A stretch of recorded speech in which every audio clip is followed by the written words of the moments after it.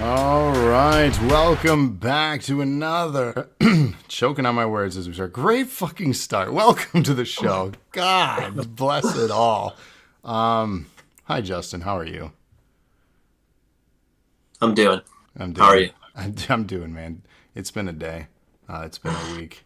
We were both discussing before we went on air that you know whatever could go wrong and will go wrong in this episode. I don't even know honestly if we're live right now. It didn't kick me. We are live. We just it's quiet.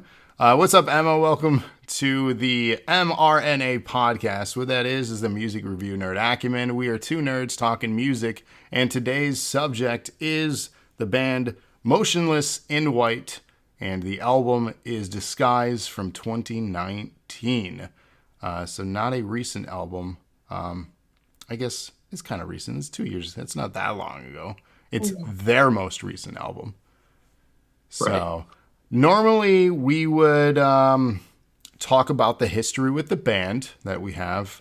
For the most part, I think everything that we've reviewed so far, we have at least some history or some knowledge with him. Actually, Yep. everything we've reviewed, yeah, we have some sort of history with them. For whatever reason, this band we don't. So, So I do have a little bit of history.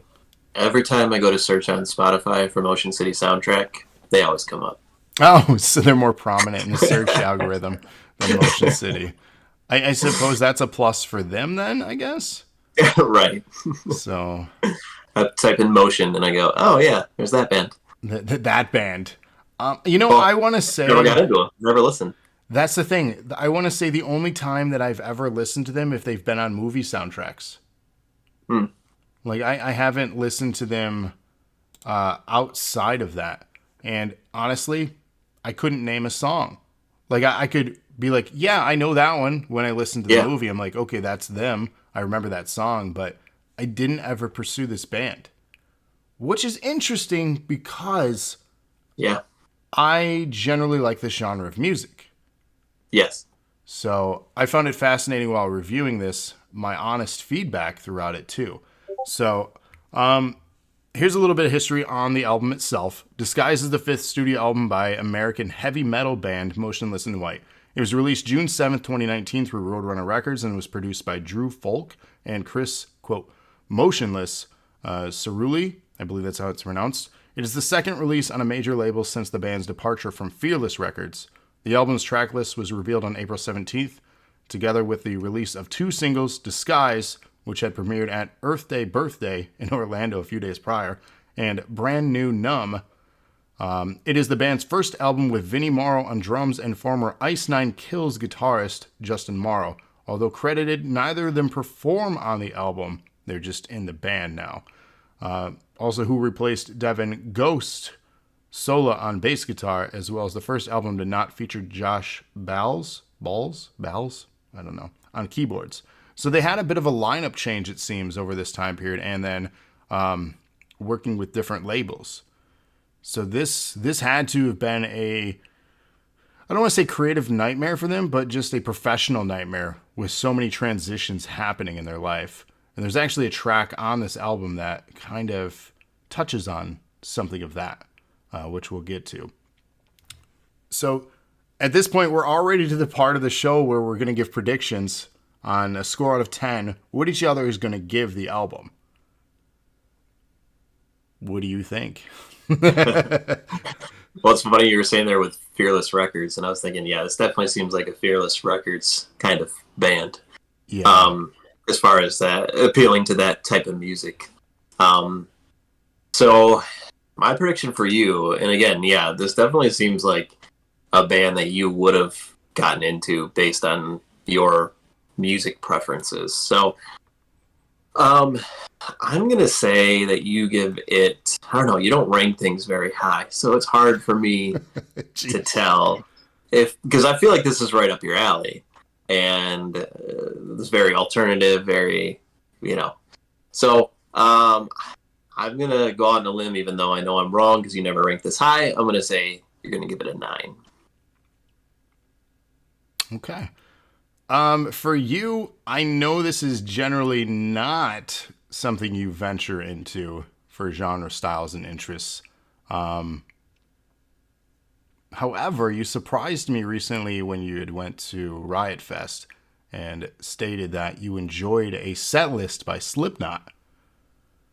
Yep. And again, that surprised me from you because I just don't see you, rocking out to that music, if you will.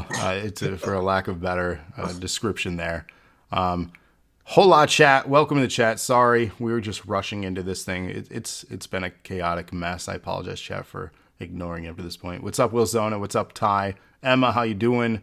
Batman, what's going on? Trevor, what's up? Thanks for joining us this Thursday night. Glad to have you. Normally it's wrestling tonight, but we swapped things around because of our 4-year anniversary on Tuesday. So thank you for understanding. And this was a rescheduled episode as well. I was sick last week, and the household still has the sickness. I don't know what the hell is going on. The youngest is like coughing up crap. I'm still congested, so it's been fun. Good old times. I love the fall, right? Right. Anyways, did I give you a score? I didn't give you a score. Let's do that. No, I'm gonna give. you didn't. I'm gonna say you're gonna give this a 5 out of 10. So that is my prediction. I don't think you're gonna love this album. You're gonna like it, but I don't think it's gonna be on repeat ever for you. That's our opinion. So we got 9 and 5. Let's see how close we are. Would you like to kick us off with the first track? Sure. All right. So starting off with 11 songs total, 42 minutes, 31 seconds. Like I said, 2019 is when it released. So starting off, first song is Disguise. And I'll admit, it starts off with a kind of a kid's wind-up toy sound at the very beginning, and I had a little ICP flashback, and I went, oh boy, what are we doing again? And then it gets into the, heavy intro, the get up. And then lyrically, I thought it was great about accepting yourself and who you are. The more you pretend to be someone you aren't, the more you lose who you are. And I said it, I'm going to kind of use this term quite a bit throughout the review. So there's sing, there's scream, and scream. So scream is my screaming, singing. So I'm going to go with that. So I thought it was a good balance of all three.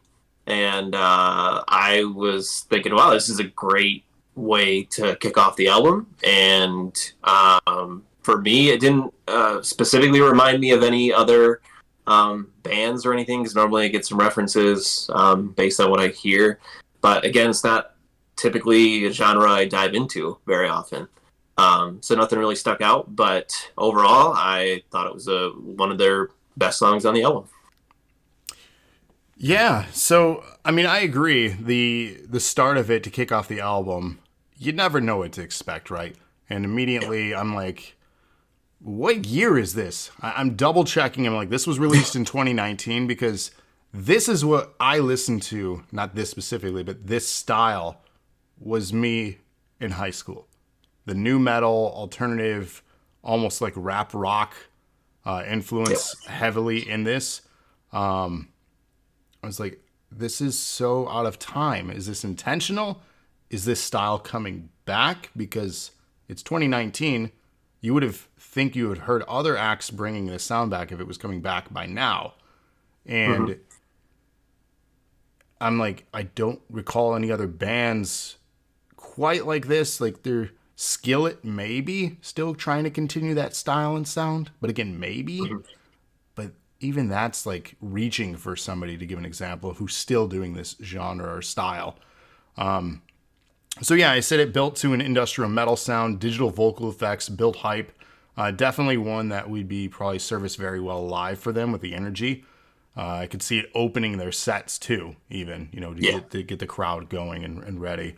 And then the funny thing is too, like lyrically, you spoke on the lyrical content with the positive message. I mentioned that too, conveying a positive message. They won't be held down. They will overcome.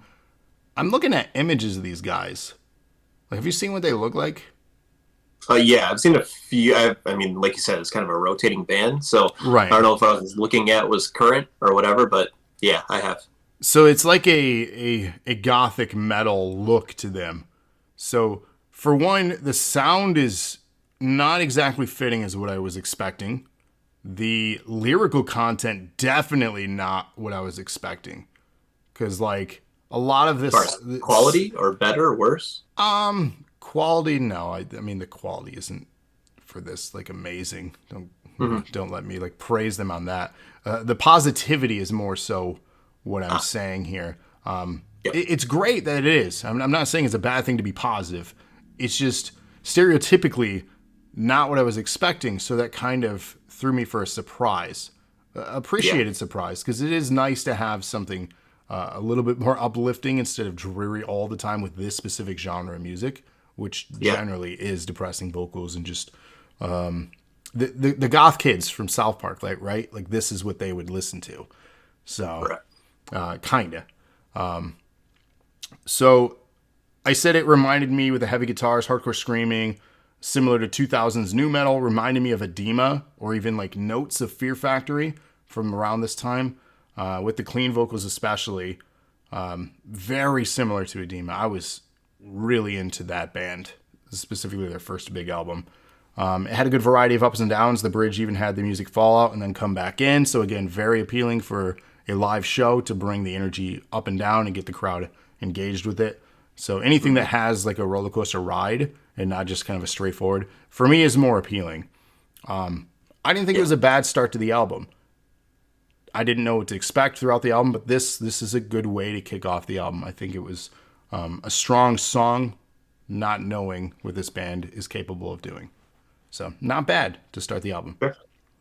All right. The second track is called Headache. Dingus, thank you for the host. How you doing? I was wondering why my sound alerts weren't working. Now they are. Everything is just broken. Twitch got all screwed up this week. I don't know if you guys saw the reports on that. So that is the thing that we're dealing with. I can't export to YouTube right now because whatever reason that's broke too.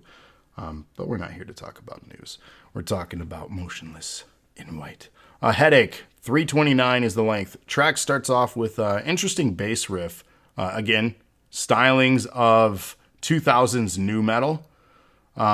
Even had the scratch effects, like a DJ sampling almost. I don't know if you heard Hmm. notes of that.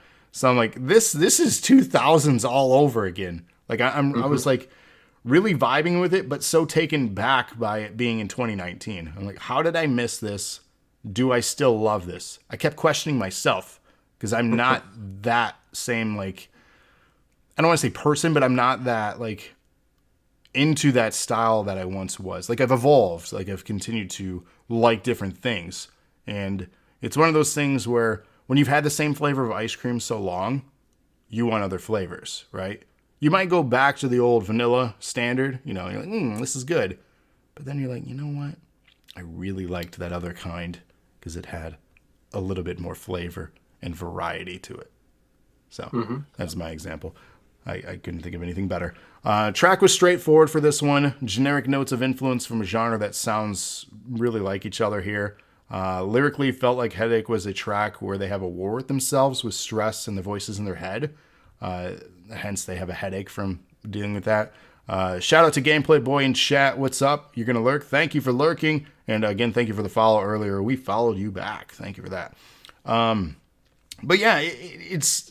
I didn't love this song, to be honest with you. Lyrically, I didn't love it either. Going from a song that was like, yeah, positivity to I have stress. I'm like, there it is. There it is. That's Yeah. what I was looking for. You nailed it. Yep. So, and it's fine. There's nothing wrong with that. Don't get me sitting on that saying it's a bad thing. It's fine. But the song was maybe fine. I didn't love it. I didn't hate it. I didn't love it. But that's my thoughts. What are yours? All right. Yeah. So Headache, like you said, with kind of that bass intro, it kind of reminded me of POD Oh yeah. at the intro, and I was just like, I was surprised that you didn't have a specific reference because you said early 2000s new metal. That's a I was thinking, fantastic one. I should have. Yeah, I'm glad you brought but, that up because that's but yeah, just POD was like Oh, there it is. Just that, just the heavy bass riff at the beginning. Lyrically, it kind of, like you said, had some new metal flavors, and was kind of reminding me of like Limp Bizkit. Kind of, you know, threatening vocals, shut up, shut up, shut up, just kind of that kind of stuff. And then it's like you said, it's just kind of dealing with your own personal demons, trying to silence them, but also, dealing with it and it's giving you a headache. And yeah, definitely seemed right more up the genre as far as what you'd expect. And then one lyric that stuck out that I thought was just an interesting lyric was "Sanity drains the circle with a smile." So thought that was just kind of a cool phrasing of one of the lyrics in there. But yeah, I mean, overall, I liked this song. It wasn't one of the top tracks on the album, but it was overall pretty good. But yeah, definitely a transition from Disguise to Headache. I mean, I guess there's a headache that is involved with you hiding who you really are. I guess kind of continues the theme, but kind of goes the other way with it. So let me ask, you mentioned Limp Bizkit lyrically. You're saying pack a chainsaw, skin your ass raw isn't top tier lyric content? I mean, it's got a good rhyme. Have you heard their new song yet? And no, I have not. Dad Vibes? I have not. Oh, what is happening in the world? How is it? We could do a one-off review sometime soon on just a song. I think that would be interesting, just a conversation on a not even 3-minute song. Yeah, it's something. So stay posted for that. We'll have one of those short little reels that are becoming popular now on social media. Maybe you'll hear quick thoughts on Dad Vibes. I mean, way to take something that was like super trending at what is it, Lollapalooza? Is that what and turn it into a track? Because that's essentially what they did. Because his attire that he chose to wear for that particular show. Man, how do you make yourself relevant after all these years? Not releasing new material, playing the same old songs for 20 years. You do what he did, and it worked. Wild world we live in. A lot of angry white dudes out there. Hey, supply and demand, right? You got to appeal to your audience. They're all dads now, assumingly. So, right. Angry dad vibes. Anyways, why don't you keep us going with track 3? All right. So the next song was Code. Now, careful, because how is it? I didn't write it out properly. I wrote it as Code. Okay, fair enough. It's got like slashes and whatever stuff. Yeah. So this one for me kind of had a very like Nine Inch Nails like start to it. Kind of industrial EDM kind of feel with the metal. So song connecting seemed like they were kind of connecting with their audience. Kind of had like a theme of loneliness, I guess. We unite to write our code. Kind of a band coming together with their audience and trying to unite with them. I really liked the vocals on this album. Thought it was good. It was a good balance. Again, not too much of anything, or like some of the tracks like later on, I'll kind of go into that where you just get either too much singing or, not enough or it falls flat. I thought this one had at least a good variety to it. And let me see. So yeah, and then it had like a good hype as far as like it seems like it would be a good energy one. Let's get this fire started. And then it had like a new metal finish at the end. So overall, I thought it was a pretty good track. Not one of my top tracks, but a really good one on the album overall. Yeah, coming in at 3:49. Again, average length, not too terribly long, but long enough to do what they're doing. Continuing the style of 2000s new metal, here were my notes, with more digital effects and influence from other acts that already do this. The guitar riff reminded me of stuff by Il Nino. You mentioned Nine Inch Nails, but this really gave me vibes of Il Nino. I'm not sure how familiar you are with that act. Not at all. Huge new metal band. They were on soundtracks like the Resident Evil soundtrack, plus many other things. I had the privilege of seeing them live at the Orbit Room years and years ago. They were fun. They have a couple percussionists, and they have a Hispanic salsa influence to the metal that they do. So it's really cool percussion work if you're into percussion. And then they have their new metal style with the DJ and all that stuff too. So interesting stuff. I recommend it sometime. So the guitar riff reminded me of stuff by them. Even the vocals sounded ripped off by other popular songs on this particular track.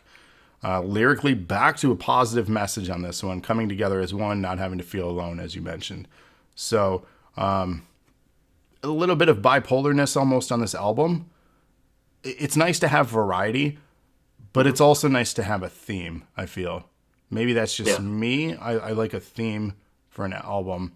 An album to me describes a period of time and the things that you're potentially going through. If you're inspired to write about yourself and things that you're witnessing even, I'm sure bands could write about just the most random things, and they have.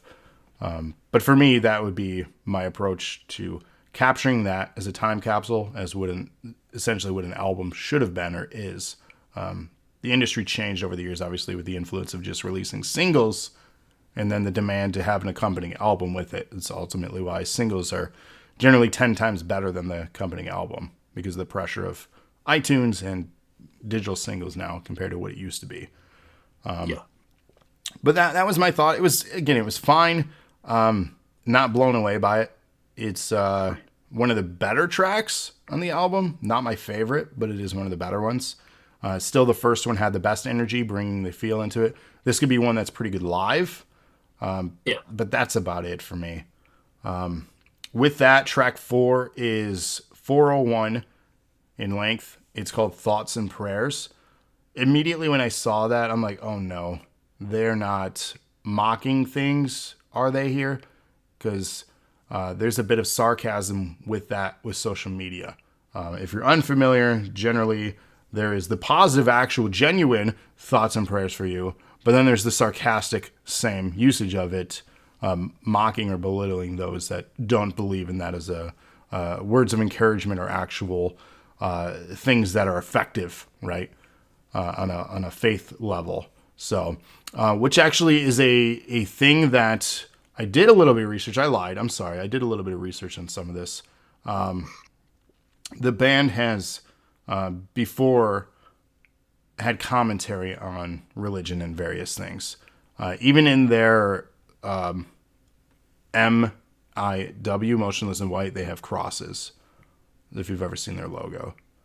So there is questionable things on their stance on faith, organized religion, and various things like that. So the track brings in less radio-friendly with heavy guitar, fast drum work. We're talking fast pace, very influenced by a style like Slipknot perfected.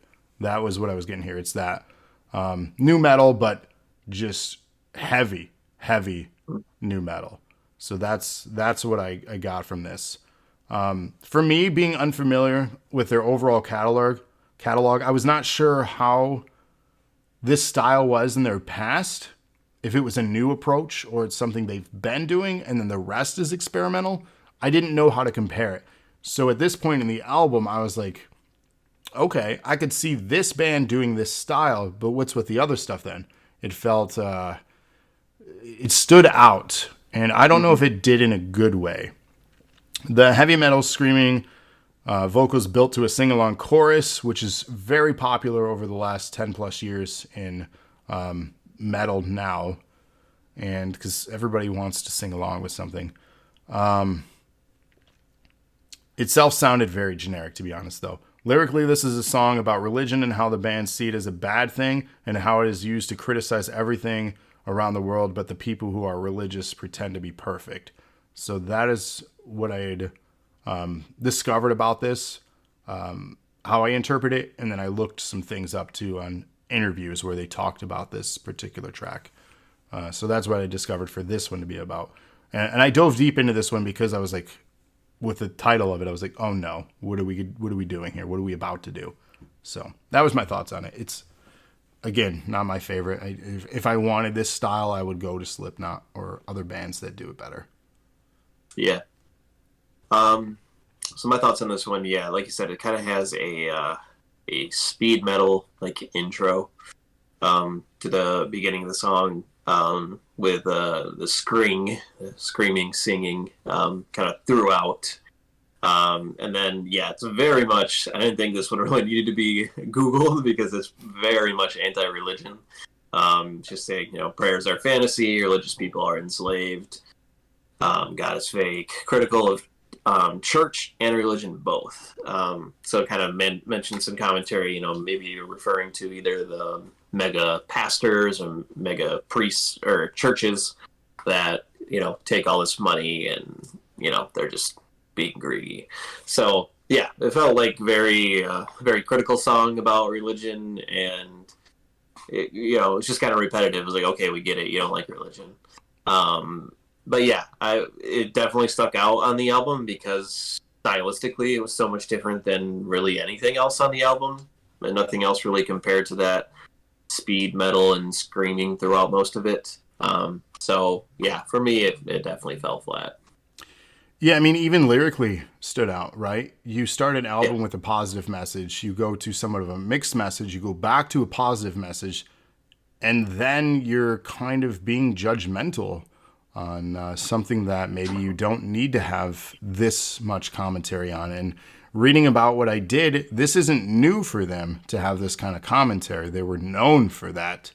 So this maybe appeals to their fan base, but it felt for somebody like ourselves here and myself listening for the first time, breaking down the lyrics from the messaging that they're potentially trying to send and then getting to this, because lyrically in the first, like track 1 and track 3, for example, you could compare it to a Christian metal act, because that's a thing that exists. A lot of people maybe don't know that, but Christian death metal is a thing. And you remove any swear words that they may have put in there, the positive messages, that's Christian metal. Like, it's the same. There's really no difference. It's conveying that positive message in a form of a genre that they appeal to try to appeal to, like-minded. So to go from that to this, it was jarring. I'm not trying to be judgmental of them. They can believe what they want. People can believe what they want. But it was just like, this is what we're doing. And that title was like, okay, you are literally doing that, exactly what I was worried you were doing. You're going hard on it. Good on you, I guess, if that's what your fan base appreciates. Right. I'm gonna leave that one alone. I'm gonna take a step back and probably not listen to that track anymore. So, right. What's our next one? Legacy. So I think we left off with you starting off that. So, Legacy. This one, so it started off with a kind of a piano intro and heavy drums. Initially, sadly, they reminded me of Imagine Dragons. Oh no. Which is a band that I just hold on. Wait, what? Oh gosh. You don't like Imagine Dragons? Please don't tell me you're big into Imagine Dragons. Ladies and gentlemen, I don't know how many more episodes we'll be doing. I'm just kidding. But what I do know what that we'll be doing. I can't speak, but I am trying. What I do know what we'll be doing is alternating album picks. We're going away from the prize, and a new album. Do they have one coming out? A new album by Imagine Dragons could be fun to review. When? I don't know when. Okay, they release stuff like literally every other year, it seems. They're a pretty active band. Spoiler alert, yes, I do appreciate a good chunk of their music. So yes. Sorry, not sorry. Why does that seem surprising to you? I don't know. They just seem cheesy for the type of genre that they're trying to imitate. I don't know. But I mean, I get it. You like pop things, you like alternative things, they're definitely the in-between. Yep. I'm a sucker for pop music. What can I say? Yeah, it's just, I don't know. It's just a weird combo. It doesn't click for me. Fair enough. To each their own. That's not why we're here. We're not here to shit on each other's interests. We're here to give different perspectives, and boy, it sounds like we're gonna really start to venture into that here soon. We've been pretty moderate with each other thus far, besides our couple one-offs, such as this and our prior review. But this is going to be an interesting journey. So, you don't want me to keep going on Imagine Dragons? no. All right. So anyway, reminded me of Imagine Dragons. Very modern alternative sound to this one, which is obviously bringing those pop influences. And then, yeah, I mean, the chorus, what will your legacy be? Not a huge fan of the overall sound, even though the song has, like, I've never been big into music with the screaming, but if it's balanced right, then I think it sounds amazing.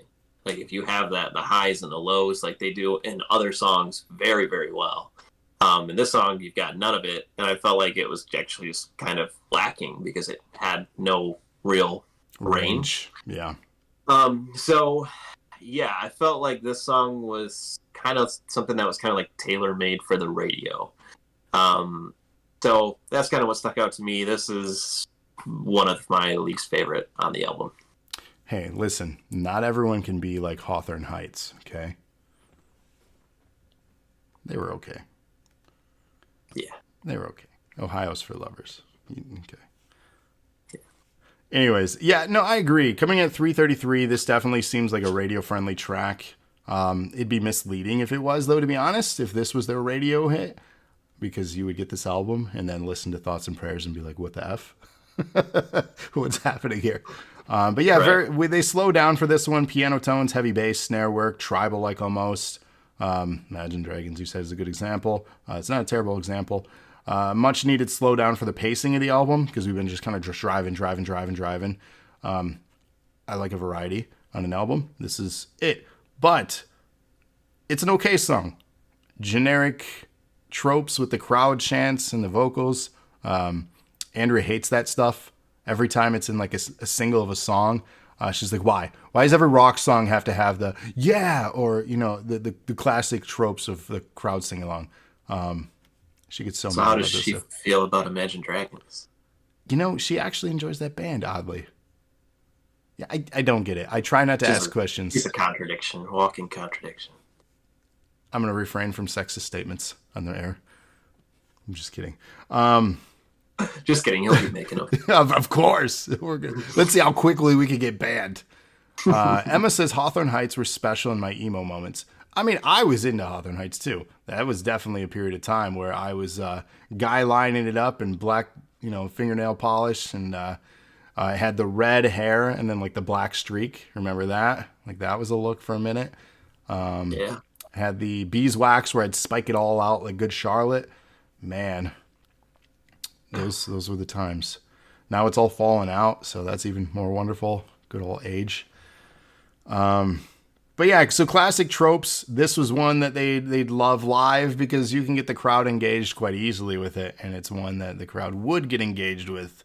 So I'm sure it's fine live, but lyrically questioning and stating what kind of legacy they're going to leave behind. It felt like they wanted to be inspiring with this song, asking, these type of questions. I relate to it to an extent because I personally want to leave something behind that, I'm proud of, that, my children or the people that knew me be like, I knew him for a positive thing, not for some dumb shit he did in high school. Like this guy, this kid did something, even one thing, positive, please. Right. That I leave behind. Just be known for your DNA, right? No, there's so many things I feel like I've done that are good, but people bring up, hey, you're the guy that fell down the stairs and went viral. Gee, thanks. I mean, it's true. It is true, and I still get paychecks for it, so thank you. Thank you for watching the video. I was just in a compilation video last week that I saw randomly that had 8 million views. I'm like, that's insane. 8 million people saw me fall down the steps. Yes! On that one video. On that one video. So it's like, okay, that's my legacy, apparently. Whatever. At least, it's something, I guess. But yeah, the song was fine. It's not my favorite. Yeah. So yeah, it exists. Yep. Like so many tracks on this album, I'm probably not going to go back to it a lot, if at all. Nope. If you're starting to No paint the picture. picture of how I'm feeling about this album, we're halfway through it. So, yeesh. Track 6. This is the longest track on the album, I think. Just double checking. Yes, this is the longest track on the album. And apparently it's a sequel to a track they did previously. The track starts with almost a cinematic score feel to it. It builds to like a gothic metal sound that I would feel they were known for, and somewhat established on this album. Heavy vocals that build to, yet again, a sing-along chorus. There were sound effects of horses and strings littering the background to add depth and that cinematic feel to this track. This was a single for the album, and again, a sequel track to Undead Ahead from their debut album known as Creatures.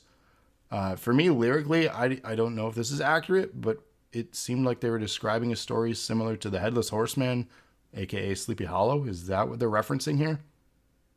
That's what I'm getting. Okay, because there were horses and they described so many similarities without trying to get a copyright strike, if you will, on this. I really hope that didn't go over your head because it's pretty dang clear. Yeah. Yeah. So that's what I got from it. I was like, okay, this is the Headless Horseman. Cool. This has been referenced in literature and influenced so many things for so many years.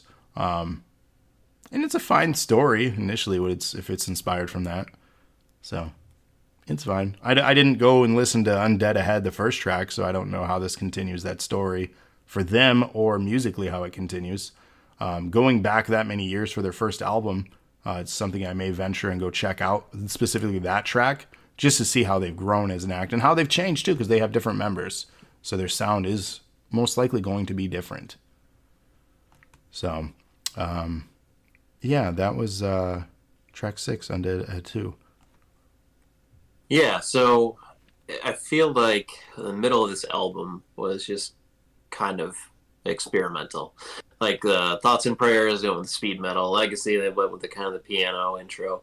And this one is just clearly just a storytelling song. Like I don't think they're trying to make this. I mean, clearly they put it out as a single, but I wouldn't feel like this is something you would try to promote as a hit for your band. It would just be like, oh, I really like this band. You should check out this. It's an interesting story song. But yeah, so it's definitely, starts off with a horse galloping sound and it starts off just basically sounding like it belongs in a Halloween movie. And like the cathedral bells type of sound, the ringing in the background. And yeah, it's basically just a Headless Horseman tale. They would say lyrically a severed head bouquet. And then they do like the la la la, like kind of like reminded me of Freddy, like Nightmare on Elm Street, kind of stuff. So they kind of bring that kind of spooky elements to their Halloween sounding song. I felt like it's fine for what it is, but it's not something I would go back and listen to over and over again just because just the tale, like basically you got to make it to the bridge and everything that they could bring up about the Headless Horseman they kind of did, and even to the point where one of their lyrics, and I regret not writing it down, but it was something about an incomplete body. Like, okay, we get it, yeah, Headless Horseman, and it literally said something to the effect that he has an incomplete body. Okay, we get it. So yeah, it was okay. It was just kind of repetitive, and it's just a story we've all kind of heard before, set to like a Halloween metal theme. It felt like a B-side, like it should be a B-side track, or like towards the end of the album, not a single, not saying buy our whole album because this is our hit. It did not scream that. No. It's definitely not the head of the album. You're welcome. Let's continue. You agreed to do this show, so regretting it. All right, next we've got Holding On to Smoke. And so this one basically made note of I define who I become. Personal struggles and kind of resilience seems to be the theme throughout this song. Seems, again, like an alternative radio single. Great balance and buildup of screams and singing overall, but it just overall just wasn't a great song for me. It wasn't anything that stuck out. Again, it's kind of, they have a theme of doing the singing, doing the screaming, having somewhere in there having a catchy chorus. But that's about it for that song. Yeah, so coming in at 4:14, track begins with depressed feeling vocals as it builds to, as you mentioned, heavy scream, which then sets in place the verses. I mentioned Skillet earlier. I'm going to mention it again because I felt this was very Skillet-like. I don't want to say it is Skillet, but it is Skillet-like. It's something that we've heard, which is funny because there is a specific word that stuck out in this track that is actually a song and heavily used by Skillet, which is known as comatose. And I noted that out because this genre is littered with specific words as, I want to say, adjectives for specific things. I'm trying to find a way to best describe it. Anyways, comatose is one of those words that are overly used. Yeah. And it stuck out like a sore thumb in this track. It had the sing-along chorus again, which also felt like Skillet. This band feels like they're influenced by so many things, and they place it in so many of their tracks. Well, I don't think it's a bad thing to be influenced by something. Greta Van Fleet, we make heavy comparisons to Zeppelin with a lot of their style. That is not necessarily a bad thing, but when you are making comparisons where you're the new Led Zeppelin, this is one of those concerns where it's like they're sounding too much like other acts, and I keep getting notes of other things that I'm missing out on them being them. They're too inspired. They've tried too hard to be like something else. And I'm failing, and maybe it's the rotating members, maybe it's having new members on this, but I'm failing to get who they are as Motionless in White. And I'm feeling that they're inspired by so many other things. And this is another track that has that. And it'll continue on this album too. There's a lot of other things that I'm noting, especially as we get deeper into this album. There's a lot of talking points I have for a few tracks, but lyrically a positive message. They're holding on, even if they're falling or failing. Comatose again, as I feel it's an overused word in this genre. So that's my notes on track 7, Holding On to Smoke. There's a whole, like you said, there's kind of like a whole theme of words that are used in that specific genre, that are kind of either dark, depressing, drug-related, something, to that effect, where you can only reach into that bag so many times before that word gets overused, and it's definitely one of them. Yeah. So. What is holding on? I mean, obviously it's a metaphor. You can't really hold on to smoke. It just falls through. I've never personally heard that or used that metaphor. So that is the one thing I found interesting out of all of it. Yeah. So, track 8 here, Another Life, comes in at 3:25 in length. This track slows things back down, singing vocals, and almost a clean guitar for the first time, I think, in this album to open the track. Builds a little into a chorus, and then the song maintains a lighter feel to it.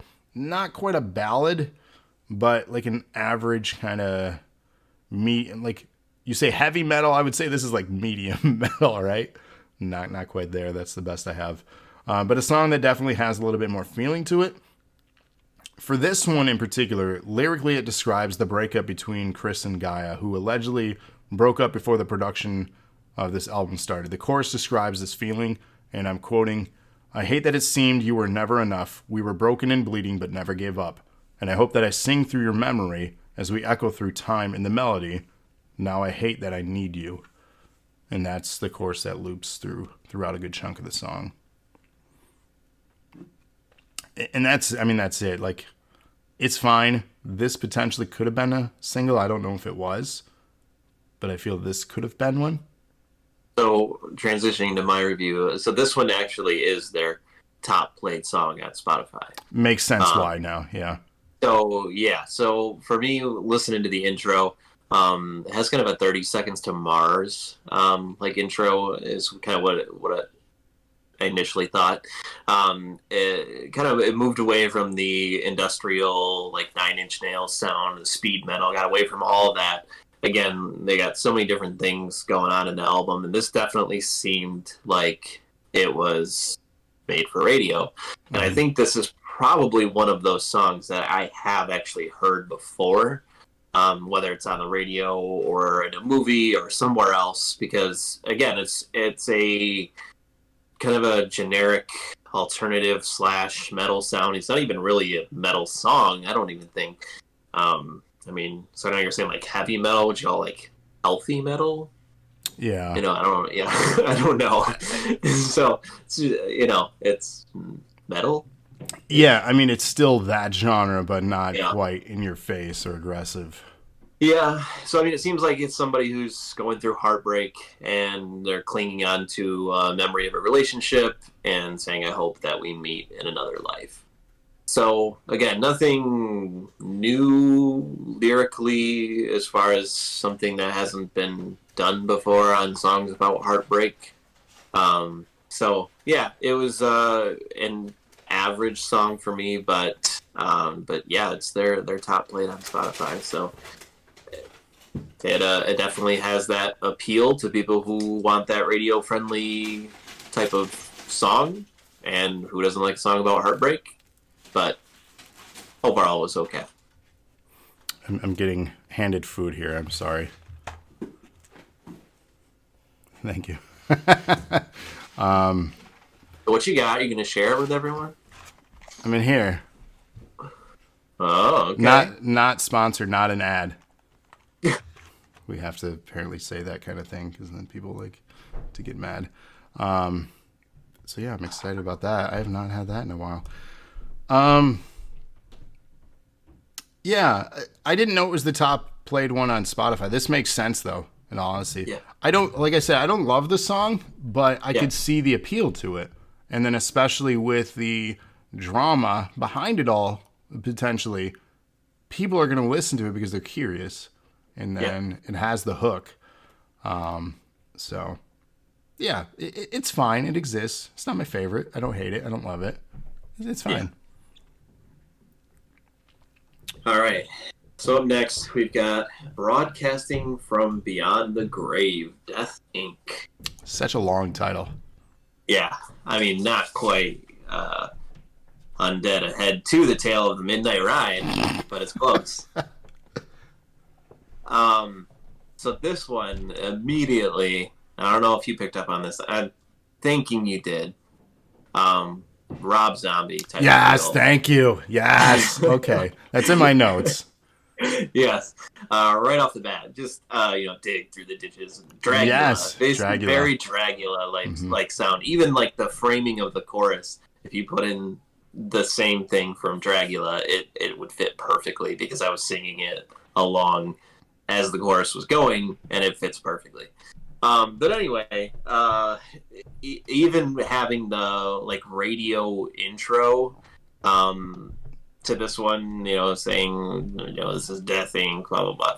So I feel like this is a song that's if this is the kind of band that they are, like you say, kind of that gothy looking anti-religion kind of thing, then maybe this is one that's right up their alley.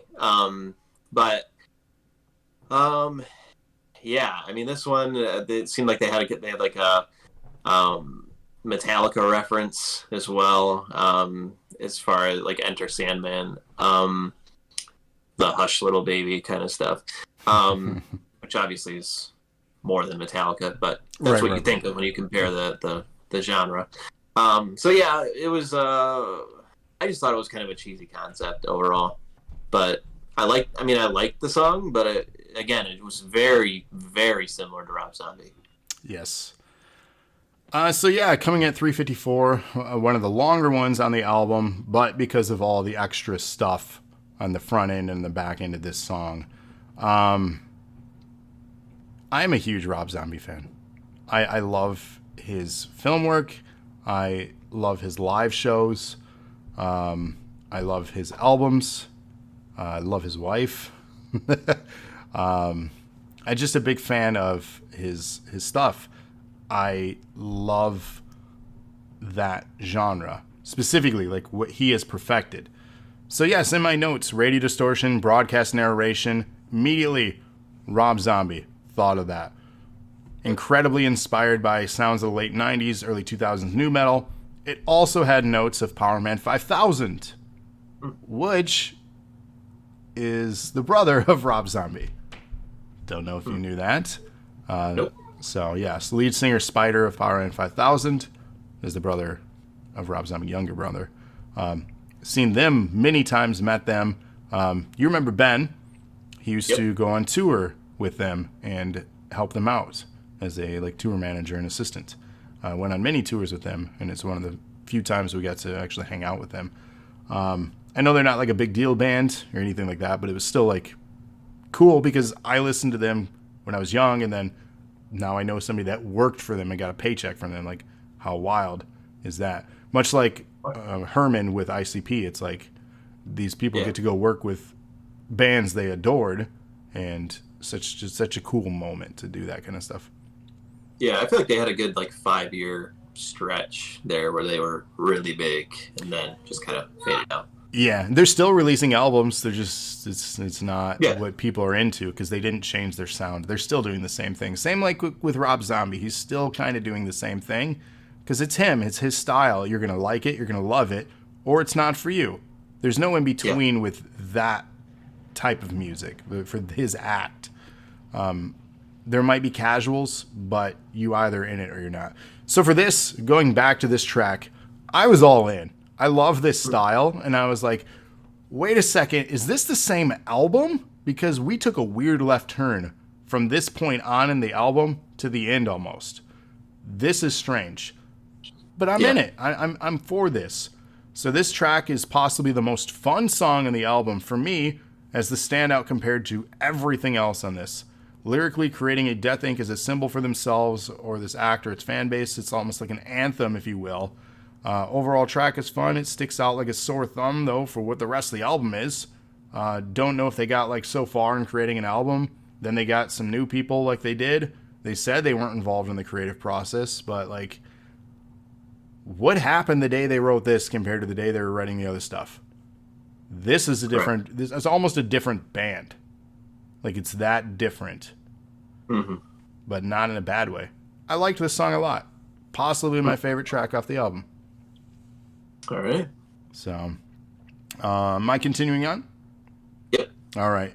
So track 10, we're almost done. There's 11 tracks. Track 10, brand new Numb, 3:42 in length. A fake out mistake from tracking this song starts the song. This has been done a million times.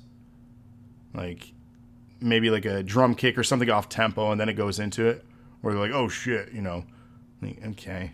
It's cute, it's funny, we get it. You did one take on this song. You're not going to leave that stuff in there. That wasn't intentional, obviously. Heard it before. Okay, it was what it was. I mentioned it's been done by other acts too. I feel I'm being harsh about influence here, but this is almost a late 80s style influence to it with Powerman again, but I also felt notes of Billy Idol on this. I don't know if that's just me, but there was something Billy Idol on this track sticking out. And this part of the album has taken such a turn compared to what the tone was before. Again, not bad, but it feels like the start of a different album. We've crossed a bridge and now we're starting a new era for the band, which be experimental, be fine, but how they packaged and sequenced the track order in this, obviously intentional, but wow, we took a weird turn at this point. This also was the second single for the album. So again, not conveying what your sound is for the rest of the album besides the track before this.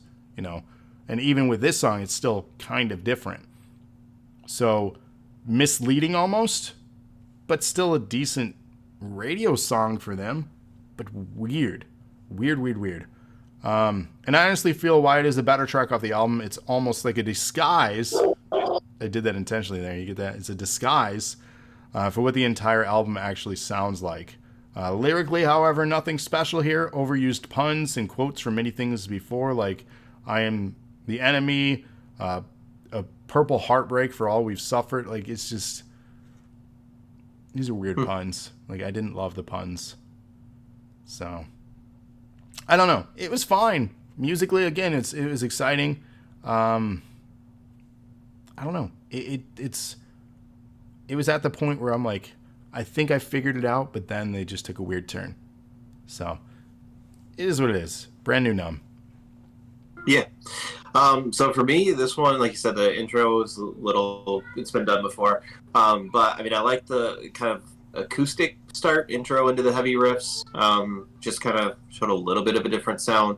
Stylistically, I thought this was the best song of the album.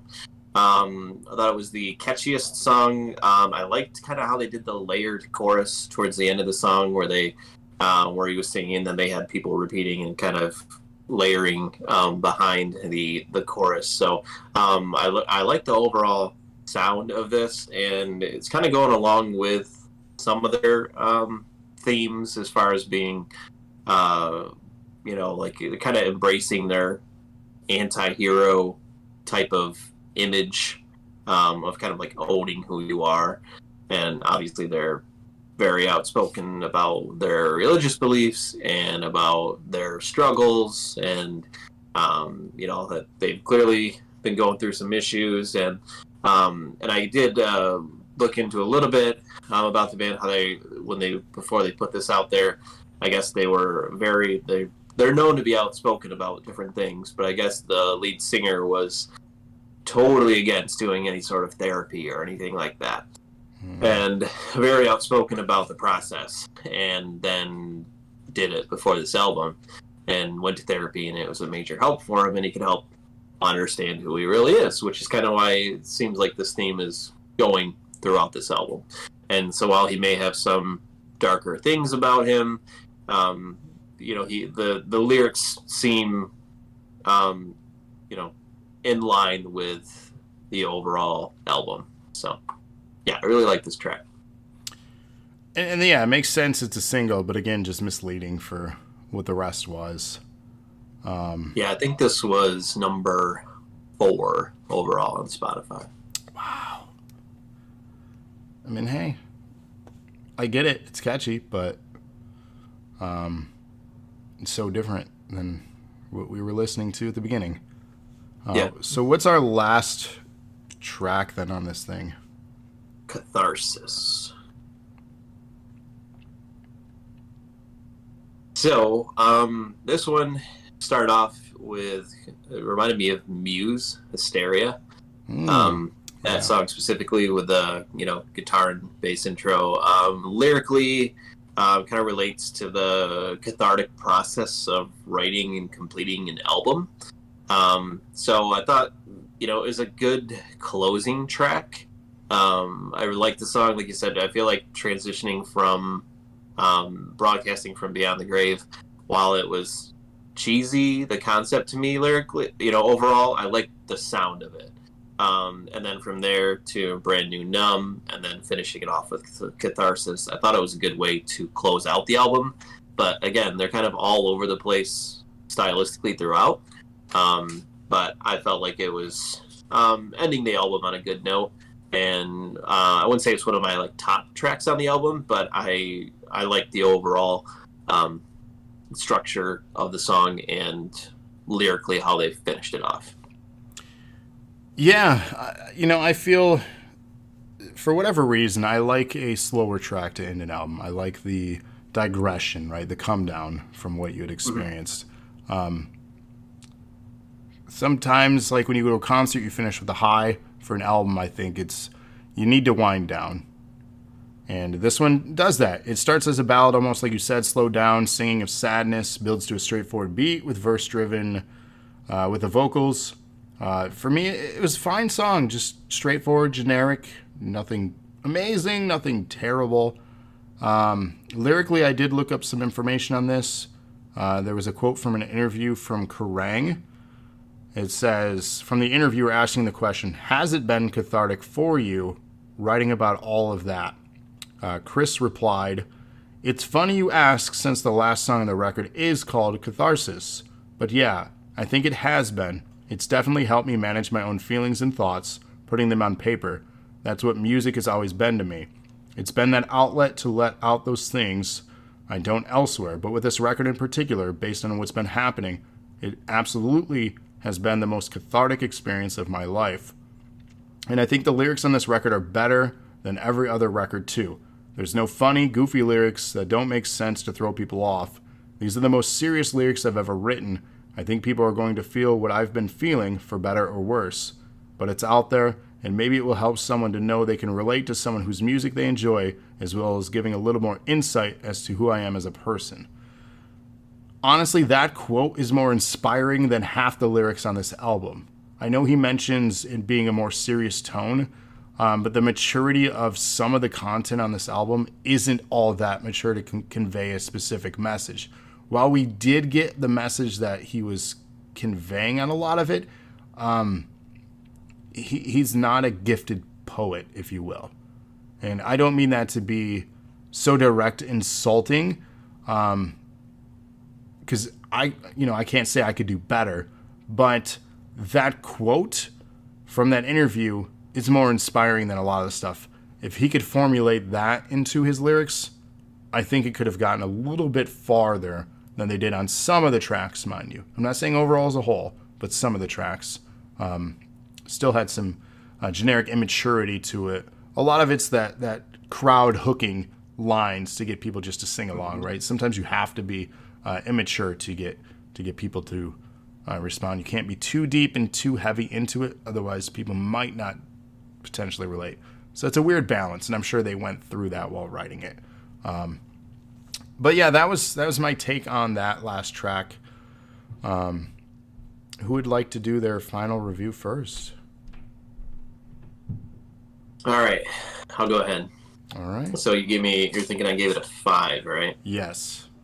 So, I mean, although this isn't a band that I normally kind of go after or listen to or really give a chance, I thought the album started off well with Disguise and even Headache. They got a little experimental with Code, and then Thoughts and Prayers, we've already given our thoughts about that.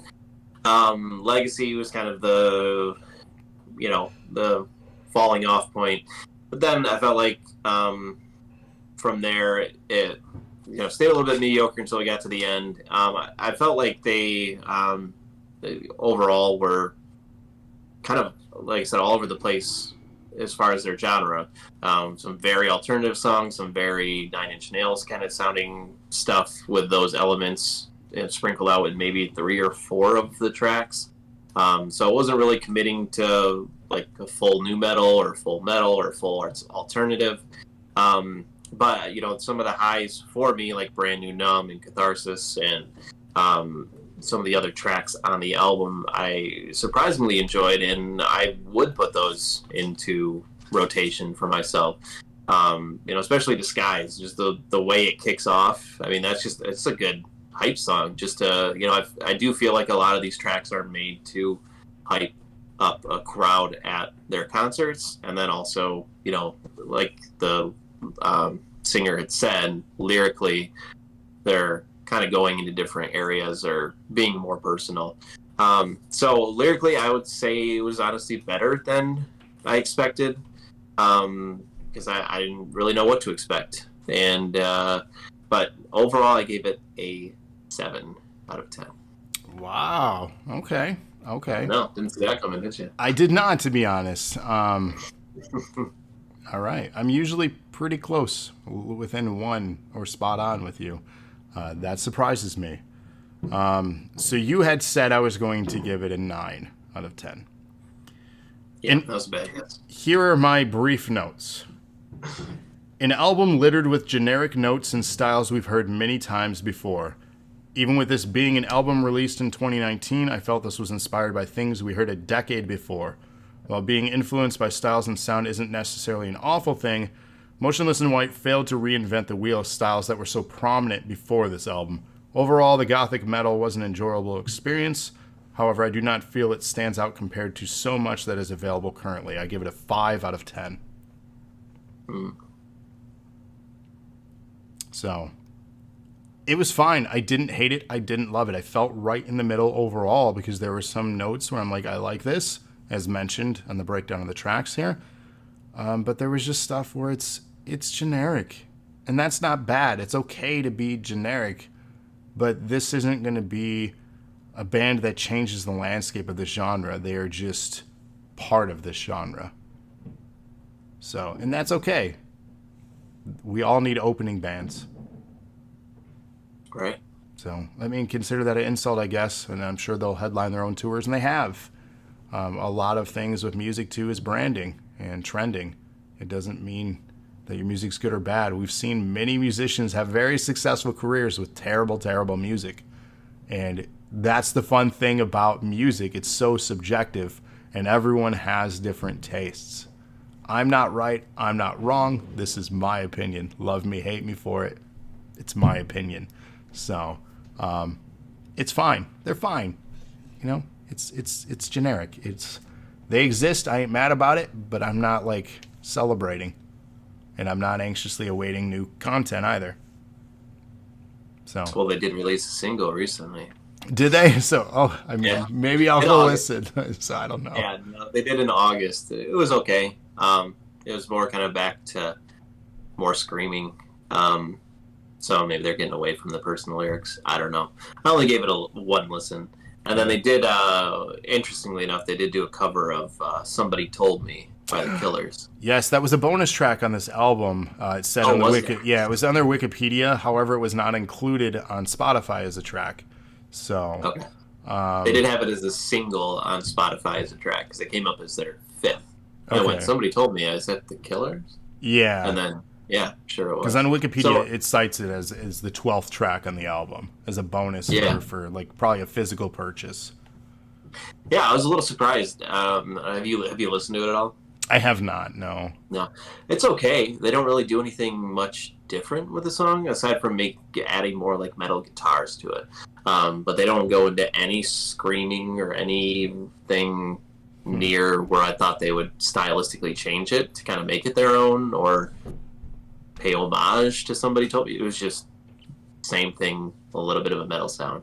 So, and I mean that's a description of the band. They play it safe. Yeah. Like they're taking influence, but they're not making it their own. And that's what I'm failing to recognize with this band. I want them to make themselves their own, not be so inspired by things. It's okay to be inspired, but make it your own. Have your sound. Have that sound that is Motionless in White. Not, this sounds like so-and-so. Oh, this sounds like so-and-so. Oh, this is definitely Rob Zombie. This is, Correct. Not Motionless in Gray. Right. And I felt like we did that for, at least me, I felt like I did that for almost every track here. And that's why I was the way I was on it. It's fine. And I'm being mocked in chat for saying it's fine. So I don't have any other words for it. It's just fine. It's fine. Yeah. It's that meme of the dog burning with everything, around him. I'm fine. It's fine. It's the album. It's fine. It's fine. So, that's all I have. We can announce that we do have another review in the month of October this month coming up. It is an album that got a re-release as a deluxe version with, 8 or 9 additional tracks? Yeah, I want to say 10. But so a lot of extra stuff. So that might be our longest review. Yeah, so probably. Which is fine. It's fine. It's fine. It seems like that's going to be the theme here for October. The end of October also is featuring our longest movie review podcast, which if you want to be a part of, let me know. We're going to be doing a breakdown of all 6 of the Resident Evil films, the live action ones, in anticipation of the November release of the new Resident Evil movie, which is a relaunch of the genre. There's a trailer available for that dropped today. I have not watched it yet. I don't know why. I just didn't get around to watching it yet. But I am anticipating it. I've seen screenshots already from them in costume, and it was laughable because it looked like cosplay. It was weird. So hopefully the trailer is better than the actual, photos that they shared. Regardless, it's Resident Evil. I'm excited. I'm trying not to be too picky on it. But Batman says they're going to be a possible for that too. Yeah, if people want to be guests on that one, it's going to be a long one. If you don't want to stay the whole time, don't. If you like a certain movie, pop in for that movie. And it's going to be a fun night. We'll figure out a specific date for that, but it'll be late October. So, but yeah, anyways, The Used, Heartwork. That is our next album that we are reviewing. It is an album that originally released at the beginning of the pandemic. They re-released it just recently, about within the last month, as a deluxe edition. So the first half of the album are the same tracks, no remastering, no changes, none of that. They just have tacked on as a deluxe version other songs that were recorded that just didn't get released. Generally in the past they've done like a B-sides album, but for this one they just released a large deluxe one. And as a fan of The Used, I've even enjoyed their B-sides albums. So spoiler alert, this is going to be a fun review, but I'm also going to still stick to my guns and be hypercritical because it's what I'm really good at. So, is it the best Used album ever? Tune in for that one to see what we have to say, huh? Do you have anything else? Any parting thoughts? No, not really. I mean, I think we've kind of talked it to death. It's just it was a good album. Apparently, I liked it a little more than you did. But obviously, you're also a little more familiar with this music. So some of the tropes and things that you've identified, I may have not normally encountered before. So for me, some of that stuff was enjoyable, and some of the stuff I found cheesy, you really liked. So yeah, I can see how this is a band that's you're gonna go either way with. But yeah, overall, I thought it was a pretty good album. So do yourself a favor, listeners, check it out. Come up with your own thoughts on it. Don't let our thoughts sway you a certain way. These are our thoughts. They could be yours. But check them out. Do them a favor. They're an act that makes a living trying to make music. Support the arts, honestly. They're all trying to put food on their table. And Spotify, YouTube, whatever way you can find them and listen to them, give them a listen. They do get probably a very small cut of that. And you never know. You may end up loving it. You might be at one of their live shows. You might buy their merch. You might be a fan for life after this. Who knows? We just wanted to give exposure, and then we wanted to honor what we said we would do. So thank you for picking this album for us to review from our prize from last month. We're glad that we were able to do this. Hopefully you enjoyed the feedback, and hopefully you don't hate us for giving the feedback we gave. Or maybe you love us for it. I don't know. But thank you for the privilege of picking this one and allowing us to review it for you guys. Stay tuned for new content coming later on this month again. Every Thursday is our wrestling show. Most Sundays are our NOW Wrestling Podcast. We also have our movie reviews coming up. We have more music reviews as mentioned. And we have other pop-up streams. We're all counting down on this channel to the release of Halo Infinite in December. We're going to be playing a lot of that, most likely together. You're in the right place if you like nerdy things. We have a lot of things coming. So thank you all for being listeners, fans, supporters, and keep doing what you guys do. We love you for it. And again, Justin, thank you for being a part of this podcast. And we will see you guys on the next episode.